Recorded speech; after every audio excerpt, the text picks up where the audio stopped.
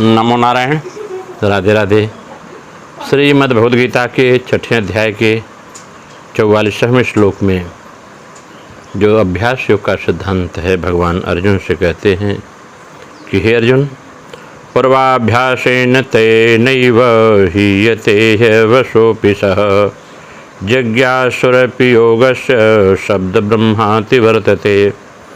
भगवान कहते हैं कि अर्जुन, वह व्यक्ति जो पूर्व जन्म में शरीर छोड़ा है, वह श्रीमानों के घर में जन्म लेने वाला योग भ्रष्ट मनुष्य भोगों के परवश होता हुआ भी उस पहले मनुष्य जन्म में किए हुए अभ्यास के कारण ही परमात्मा की तरफ खिंच जाता है, क्योंकि योग का जिज्ञासु भी वेदों में कहे हुए सकाम कर्मों का अतिक्रमण कर जाता है।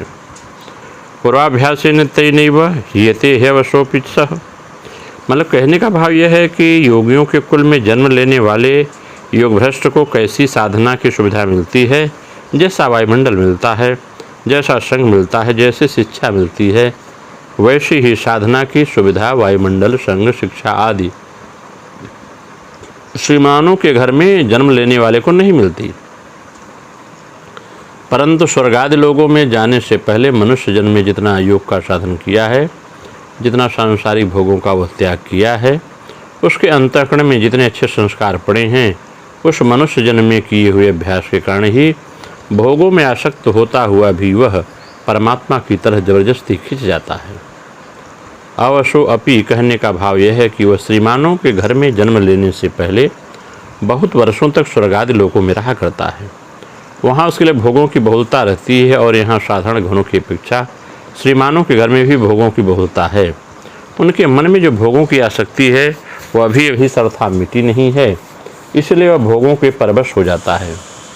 परवश होने पर भी इंद्रियां, मन आदि का भोगों की तरफ आकर्षण होते रहने पर भी पूर्व के अभ्यास के कारण वह जबरदस्ती परमात्मा की तरफ खिंच जाता है। कारण यह है कि भोग वासना कितनी ही प्रबल क्यों न हो, वह है असत। उसका जीव के सत स्वरूप के साथ कोई संबंध नहीं है। जितना ध्यान योग आदि साधना किया जाए, साधना के जितने संस्कार हैं वे कितने ही संसाधारण क्यों न हों, पर वे सत हैं, वे सभी जीव के सत स्वरूप के अनुकूल हैं।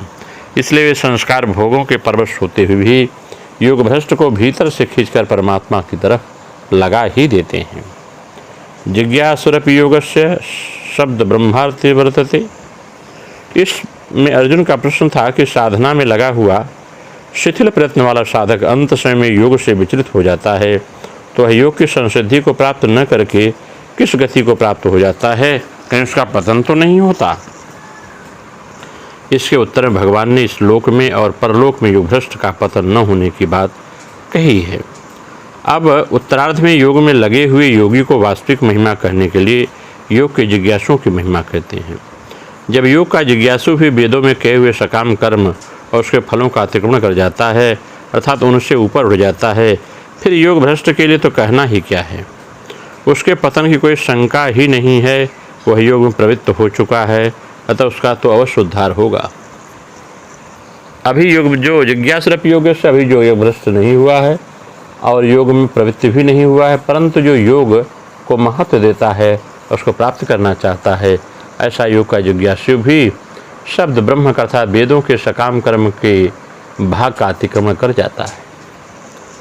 योग का जिज्ञासु वह है जो भोगों और संग्रह के साधारण लोगों की तरह महत्व नहीं देता, बल्कि उसकी उपेक्षा करके योग को अधिक महत्व देता है। उसके भोग और संग्रह की रुचि मिटी नहीं है, पर सिद्धांत से योग को ही महत्व देता है। इसलिए योगारूढ़ तो नहीं हुआ, पर योग का जिज्ञासु है, योग को प्राप्त करना चाहता है। इस जिज्ञासा मात्र का वह महत्व है, वह महात्म है कि वह वेदों में कहे हुए सकाम कर्मों से अपने और उसके फल को ऊंचा उठ जाता है। इससे यह सिद्ध होता है कि जहाँ के भोगों की और संग्रह की रुचि सर्वथा मिट जाए और तत्परता से योगों में भी न लगे, तो उसकी भी इतनी महत्ता है, तो फिर योग भ्रष्ट के विषय में तो कहना ही क्या है। ऐसी बात भगवान दूसरे अध्याय के 40वें श्लोक में कही है कि योग का आरंभ भी नष्ट नहीं होता, उसका थोड़ा सा अनुष्ठान महान भय से रक्षा कर लेता है, कल्याण कर देता है। फिर तो योग में प्रवृत्त हो चुका है, उसका पतन कैसे हो सकता है? उसका तो कल्याण ही कल्याण है, इसमें संदेह नहीं है। योग भ्रष्ट बहुत विशेषता वाले मनुष्य का नाम है। कैसी विशेषता कि मनुष्यों के हजारों में कोई एक सिद्धि के लिए प्रयत्न करता है तथा सिद्धि के लिए यत्न करने वाला ही योग भ्रष्ट होता है। योग में लगने वालों की बड़ी महिमा है। इस योग का अजिज्ञास भी शब्द ब्रह्म का अतिक्रमण कर जाता है, अर्थात ऊंचे से ऊंचे ब्रह्मलोक आदि लोकों में भी उसकी अरुचि हो जाती है। उसका अर्थ है कि मनुष्य लोक आदि सभी लोग पुनरावर्ती हैं, अतः वह अपुनरावर्ती चाहता है। तो जब योगों की जिज्ञासा मात्र होने की महिमा इतनी है तो फिर योग भ्रष्ट की कितनी महिमा होनी चाहिए। कारण है कि उद्देश्य में योग आ गया तो भी वह योग भ्रष्ट हुआ। इस योग भ्रष्ट में महिमा योग की है, न कि भ्रष्ट होने की। जैसे कोई आचार्य की परीक्षा में फेल हो गया हो तो क्या वह शास्त्री मध्यमा की परीक्षा में पास होने वालों से नीचा होगा? नहीं होगा। ऐसे जो योग भ्रष्ट हो गया है वह सौकाम भाव बड़े बड़े यज्ञ दान तप आदि करने वालों से नीच नहीं होगा, बल्कि बहुत श्रेष्ठ होगा। कारण यह है कि उसका उद्देश्य समता हो गया। बड़े बड़े यज्ञ दान तपस्या करने वाले को लोग बड़ा मानते हैं, पर वास्तव में बड़ा वही है जिसका उद्देश्य समता है। समता का उद्देश्य वाला ब्रह्म शब्द का भी अतिक्रमण कर जाता है। इस योग भ्रष्ट के प्रसंग में साधकों को शाह दिलाने वाली एक विचित्र बात मिलती है कि अगर साधक हमें तो परमात्मा की प्राप्ति ही करनी है ऐसे दृढ़ता के विचार कर ले तो शब्द ब्रह्म का अतिक्रमण कर जाएंगे। यदि साधक आरंभ में समता को प्राप्त नहीं कर सके तो भी उसका अपना रुचि उद्देश्य समता प्राप्ति की रखनी चाहिए। गोस्वामी बाबा ने लिखा, मति अति नीच ऊंच रुचि आछी, चाहिए अमी जग जुरई न छाछी। सांसारिक मनुष्य का तात्पर्य कि साधना चाहे जैसा हो उस पर रुचि या उद्देश्य ऊंचा रहना चाहिए।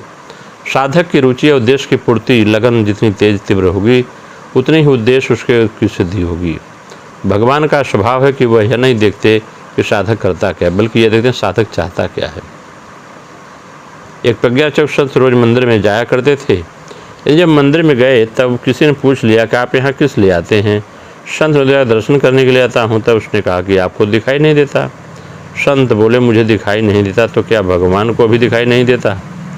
मैं उन्हें नहीं देखता पर वे तो मुझे देखते हैं, बस इसीलिए मेरा काम बन जाता है। इसी प्रकार हम समता को प्राप्त भले ही कर सकें फिर भी हमारी रुचि या उद्देश्य समता के ही रहनी चाहिए, जिसको भगवान देखते ही हैं, अतः हमारा काम जरूर बन जाएगा। सांसारिक पुण्य तो पाप की अपेक्षा से धुंध वाला है, पर भगवान के संबंध सत्संग भजन आदि से होने वाला पुण्य विलक्षण है। इसलिए सांसारिक पुण्य मनुष्य को भगवान में नहीं लगाता, पर भगवत संबंधी पुण्य मनुष्य को भगवान में ही लगाता है। यह पुण्य फल देकर नष्ट नहीं होता। सांसारिक कामनाओं का त्याग करना और भगवान की तरफ लगना दोनों ही भगवत संबंधी पुण्य हैं। अगर हम इसकी क्रिया योग के माध्यम से व्याख्या करें तो यह बात और स्पष्ट होती है। इस अध्याय की इतनी स्पष्ट होती है जिसको हम समझ सकते हैं। इसकी चर्चा करते हुए भगवान कहते हैं, जैसे आध्यात्मिक व्याख्या करें क्रिया योग के माध्यम से तो ये होती है कि योग भ्रष्ट व्यक्ति योगी के कुल में जन्म ग्रहण करते हैं। वहाँ ऐश्वर्य विभवादि योग विघ्न करने वाले विषय नहीं होते। उनकी ज्ञान प्राप्ति में विघ्न नहीं होता। उनका ऐश्वर्यवान के घरों में जन्म लेकर भोग शक्ति के बीच लालित होकर क्या वे योग जिज्ञास हो सकते हैं? भगवान कहते हैं कि ऐसे आदमी भी जिज्ञास हो सकते हैं, वह अपनी इच्छा के वश विवेक विचार कर जिज्ञासा हो, तो ऐसी बात नहीं है। उनके पूर्वजन्म के अभ्यास के पुण्य संस्कार वर्तमान विषय वासना को अभिभूत करके पूर्व साधना संस्कार को जागृत कर डालते हैं। उस संस्कार के वश में वह ब्रह्म जिज्ञास होने के लिए बाध्य होते हैं और जिज्ञास को श्री गुरु कृपा करते ही हैं। गुरु कृपा प्राप्त करके तथा गुरु वाक्य में विश्वास करके साधना में प्रयत्न करने पर क्रिया की परावस्था प्राप्त होगी ही। क्रिया की परावस्था ही योग का मुख्य फल है। अवश्य उसको प्राप्त करने के लिए यथेष्ट अभ्यास का काम है। पूर्वजन्म के साधनों जिसको साधित है वे जिज्ञास होकर अर्थात योग का उपयोग पाकर चेष्टाशील हो अत्यंत सहज ही उसका नाद समुदित होता है। उसके प्रकार नाद भेद करके ज्योति के अंतर्गत शुद्ध मानसा ब्रह्ममुखी चित्त का अनुभव करते हैं। पश्चात वही मन क्रिया की परावस्था या विष्णु के परम पद में से होकर ब्रह्म स्वरूप हो जाता है। नमो नारायण। राधे राधे। आगे की चर्चा हम फिर करेंगे। नमो नारायण।